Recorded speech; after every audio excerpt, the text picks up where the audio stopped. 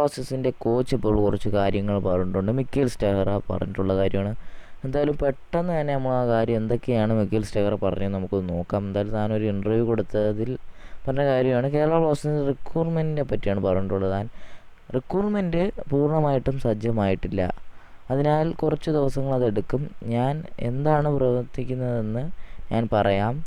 ഞാൻ കുറച്ച് ദിവസം STയിലൂടെ ചെന്ന് നിൽക്കും എന്നാണ് പറഞ്ഞിട്ടുള്ളത്. 2 ദിവസം എന്നിട്ട് പ്ലേയേഴ്സിനെ കുറിച്ചുള്ള കാര്യങ്ങളൊക്കെ ചോദിച്ച് നമ്മൾ ആസൂത്രണം ചെയ്യും എന്നാണ് മിക്കേൽ സ്റ്റെഹറ പറഞ്ഞിട്ടുള്ളത്. പിന്നെ കുറച്ച് വേറെ കാര്യങ്ങളും കൂടെ മിക്കേൽ സ്റ്റെഹറ പറഞ്ഞിട്ടുണ്ട്. അതായത് കോച്ചിൻ്റെ സ്റ്റാഫിനെ പറ്റിയാണ് കുറച്ച് കാര്യങ്ങൾ. സ്റ്റാഫ് എന്നോടൊപ്പം കൊണ്ടുപോകാൻ കഴിയുമെന്ന് ഞാൻ പ്രതീക്ഷിക്കുന്നു എന്നാണ് പറഞ്ഞിട്ടുള്ളത്.